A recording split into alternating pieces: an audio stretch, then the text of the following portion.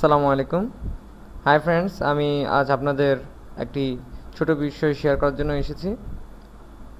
আপনারা অনেকেই পোকেমন গো গেমসটি খেলেছেন অথবা এটির নাম শুনেছেন। পোকেমন গো এই গেমসটি সম্পর্কে আমি আজ আপনাদের একটি ছোট সতর্কতামূলক বিষয় শেয়ার করব। পোকেমন গো খেলে জেলে। জনপ্রিয়তার তুঙ্গে থাকলেও গেমারদের কম বিড়ম্বনায় ফেলেনি পোকেমন গো। গেমটি একদিকে যেমন সড়ক দুর্ঘটনার কারণ হয়েছে, অন্যদিকে নিরাপত্তা বিঘ্নের কারণে বিভিন্ন দেশে নিষিদ্ধ ঘোষিত হয়েছে। এবার এই গেম খেলে জেলে গেলেন এক রুশ ইউটিউবার। 5 বছরের কারাদণ্ড হতে পারে তার। 22 বছর বয়সী ইউটিউবার রুসনাল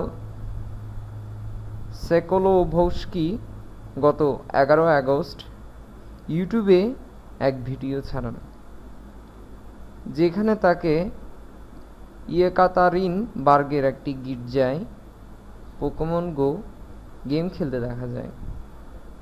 ভিডিওটি এ পর্যন্ত প্রায় 10 লাখ বারের বেশি দেখা হয়েছে।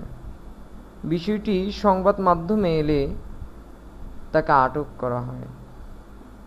রাশিয়ার তদন্ত বিভাগ গত শনিবার এক বিবৃতি প্রকাশ করে গেমার রুসলানের বিরুদ্ধে ঘৃণা বা শত্রুতামূলক মনোভাব পোষণ ও প্রচার ও মান মর্যাদা ক্ষুণ্ণ করার অভিযোগ আনা হয়েছে। তদন্ত শেষ না হওয়া পর্যন্ত তাকে আটক করে রাখা হবে। বিবৃতি আরও বলা হয়, এই ধরনের কর্মকাণ্ডের সর্বোচ্চ শাস্তি হিসেবে 5 বছর পর্যন্ত কারাদণ্ড হতে পারে। তবে ইয়েকাতরিনবার্গের মেয়র ইয়েভগেনি রোইজমান রুসলানকে আটকের ঘটনা বর্বরতা বলে উল্লেখ করেন।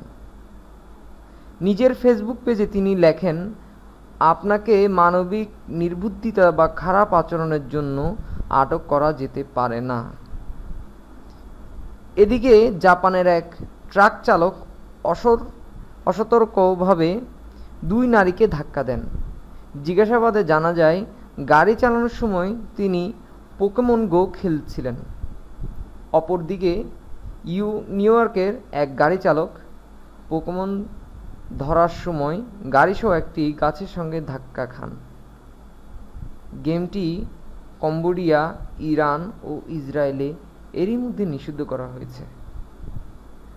আপনাদের সাথে এই বিষয়টি শেয়ার করার কারণ হচ্ছে, অনেকে এখনও পোকেমন গো খেলছেন অথবা অনেকে এখনও খেলেননি অথবা খেলবেন। তাদের বিষয়ে একটি উপদেশমূলক প্রচারণার জন্য এই ভিডিওটি করা হয়েছে, যেন আপনারা পোকেমন গো খেলাটা থেকে আপনারা বিরত থাকেন অথবা খেললেও যেন নিজস্ব সতর্কতার মধ্যে অবস্থান করে খেলেন। আশা করি আপনাদের কিছুটা দিতে পারবো।